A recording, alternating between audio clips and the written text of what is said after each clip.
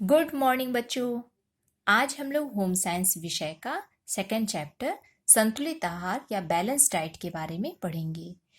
Balance diet ऐसा आहार जो शरीर की आवश्यकता के अनुसार ना ज़्यादा हो ना कम हो। हम लोग स्टार्ट करते हैं। तुम लोग बच्चों दिन भर खाने में बहुत सी चीज़ें खाते हो।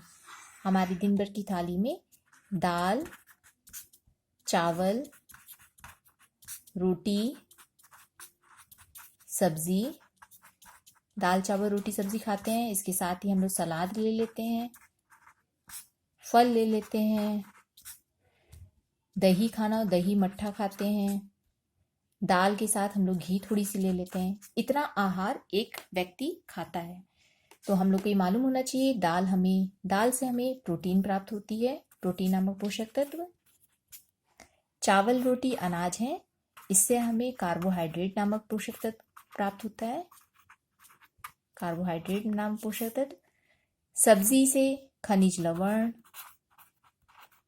की प्राप्ति होती है। इसके साथ ही विटामिन भी मिलते हैं, सब्जी से विटामिन की प्राप्ति होती है। इसके साथ ही कार्बोहाइड्रेट, यदि हम आलू की सब्जी खाते हैं, कार्बोहाइड्रेट, सब्जी क्योंकि तेल में बनती है इसलिए वसा भी प्राप्त होता है सब्जी से। फल और सब्जियां हमें विटामिन से भरपूर होती हैं, विटामिन मिलता है फल और सब्जियों से, विटामिन। खनिज लवण की प्राप्ति भी होती है, खनिज लवणों की प्राप्ति हमें फल और सब्जियां प्राप्त कराती हैं। दही से हमें कैल्शियम प्राप्त होता है जो कि खनिज लवण है। घी मतलब कि वसा हमें घी से प्राप्त होता है। तो इस तरह से देखते हैं हम लोग। तो प्रोटीन, जो 6 पोषक तत्व मानव शरीर के लिए आवश्यक हैं, वो हमें भोजन से प्राप्त होने चाहिए। प्रोटीन, कार्बोहाइड्रेट, वसा, खनिज लवण, विटामिन और जल। पानी सब पीते हैं, जल। प्रोटीन की आवश्यकता क्यों होती है? शरीर के निर्माण के लिए। ये निर्माणक तत्व होते हैं प्रोटीन। शरीर के निर्माण के लिए प्रोटीन की आवश्यकता होती है। कार्बोहाइड्रेट, वसा की आवश्यकता ऊर्जा प्राप्त करने के लिए होती है। और खनिज लवण, विटामिन और जल, ये शरीर की विभिन्न क्रियाओं को सुचारू रखने के लिए, सुचारू करने के लिए, इसके साथ ही रोगों से सुरक्षा के लिए इसकी आवश्यकता हमें होती है। मतलब अगर हम देखें कि क्या बैलेंस डाइट क्या होती है, संतुलित आहार क्या होता है। संतुलित आहार वो आहार है जिसमें ये 6 पोषक तत्व होते हैं, साथ ही जो हमें आहार से निर्माणक तत्व की प्राप्ति कराएं। निर्माणक तत्व मतलब कि जैसे जो प्रोटीन है, निर्माणक तत्व की प्राप्ति कराते हैं, जो शरीर को ऊर्जा देने वाले तत्वों की प्राप्ति कराते हैं। ऐसा आहार जो ऊर्जा देता है, जो शरीर को सुरक्षात्मक तत्वों की प्राप्ति कराता है, वो आहार संतुलित आहार कहलाता है। संतुलित आहार वो आहार है जिसमें सभी पोषक तत्व होते हैं, उचित मात्रा में होते हैं, तथा जो निर्माणक तत्वों की प्राप्ति कराते हैं, ऊर्जा देने वाले तत्वों की प्राप्ति कराते हैं, और जो सुरक्षात्मक तत्वों की प्राप्ति शरीर को कराते हैं, वो संतुलित आहार होते हैं। यदि आपसे बोला जाए कि हमारे घर में किसी व्यक्ति का संतुलित आहार हमें तैयार करना है, मान लो हमारे घर में बाबा हैं, बाबा वृद्ध हैं, बाबा बूढ़े होते हैं। बाबा लोग का अगर तुम्हें संतुलित आहार तैयार करना हो तो कौन कौन से तुम लोग के पॉइंट दिमाग में आएंगे, मतलब कि जो निर्धारक तत्व क्या क्या हैं।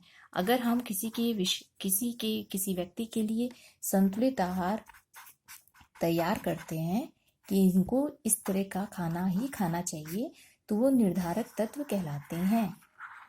संतुलित आहार को निर्धारक तत्व हैं। सबसे पहला तत्व है व्यक्ति की आयु, व्यक्ति की आयु क्या है, वो किशोर है कि वृद्ध है, किस एज ग्रुप का है कि बालक है, छोटा बच्चा है। व्यक्ति की आयु, शरीर का आकार भी संतुलित आहार का निर्धारक तत्व है। मतलब शरीर का आकार से मतलब है वो कम वजन का है, उसका वजन कैसा है, बहुत मोटा तो नहीं है, मोटा व्यक्ति तो नहीं है, कैसा है, लंबा है कि नाटा है, ये निर्धारक तत्व संतुलित आहार को निर्धारित करते हैं। इसके साथ ही एक निर्धारक तत्व होता है लिंग भेद। लिंग भेद मतलब वो महिला है कि वो, हम जिसका निर्धारित कर रहे हैं वो महिला है कि पुरुष है। महिला और पुरुष का भोजन दोनों का अलग अलग होता है कि उनको शारीरिक बनावट और आकार के अनुसार उनका भोजन भी अलग अलग होता है। शारीरिक श्रम भी एक फैक्टर है। व्यक्ति किस तरह का शारीरिक श्रम कर रहा है, वो मानसिक श्रम कर रहा है। मानसिक श्रम वालों को प्रोटीन की बहुत जरूरत होती है, उनके आहार में प्रोटीन की मात्रा अधिक होनी चाहिए। या कठिन श्रम कर रहा है, कठिन श्रम, या वो मजदूरी कर रहा है, मजदूर है तो उसमें कार्बोहाइड्रेट जो तुरंत ऊर्जा दे, उनको कार्बोहाइड्रेट वसा की जरूरत उसके शरीर को होती है। इसके साथ ही लास्ट कारक होता है जलवायु। जलवायु मीन्स हम जिस व्यक्ति का भोजन निर्धारण कर रहे हैं वो ठंडी जलवायु का व्यक्ति है कि वो गर्म जलवायु में रहता है। हम लोग गर्म जगह रहते हैं कि ठंडी जगह रहते हैं। ठंडी जगह में रहने वाला जो व्यक्ति है वो गरिष्ठ भोजन आसानी से खा सकता है, जबकि गर्म जगह में रहने वाले व्यक्ति को पसीना अधिक आता है, जिसके कारण वो खनिज लवण युक्त भोजन उसको दिया जाना चाहिए, क्योंकि पसीने से काफ़ी लॉस हो जाता है। इसके साथ ही नेक्स्ट टॉपिक, ये तो हमारा संतुलित, ये जो था ये संतुलित आहार के विषय में था कि संतुलित आहार की परिभाषा और संतुलित आहार को निर्धारक तत्व। इसके साथ अब नेक्स्ट टॉपिक जो है हमारे इस अध्याय का वो है कुपोषण। कुपोषण, कुपोषण मतलब ऐसा पोषण जो किसी की कमी से उत्पन्न होने वाला पोषण। जैसे भोजन में, ये किस लिए होता है, भोजन में यदि पोषक तत्व की कमी हो जाए, पोषक तत्व की कमी हो जाए, या तो इससे होता है, या यदि व्यक्ति अपर्याप्त पोषण लेता है। अपर्याप्त पोषण मतलब अंडर न्यूट्रिशन वो होता है, तब ये स्थिति कुपोषण की होती है। कुपोषण एक शारीरिक विकार है, शारीरिक विकार जिसमें व्यक्ति की स्थिति जिसमें व्यक्ति की स्थिति ये हो जाती है कि वो रोग से ग्रस्त हो जाता है। अब कुपोषण को अगर हम देखें तो कुपोषण जो होते हैं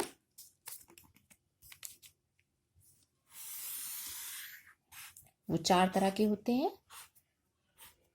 कुपोषण हमारे 4 तरह के हैं। सबसे पहला कुपोषण होता है अल्प पोषण।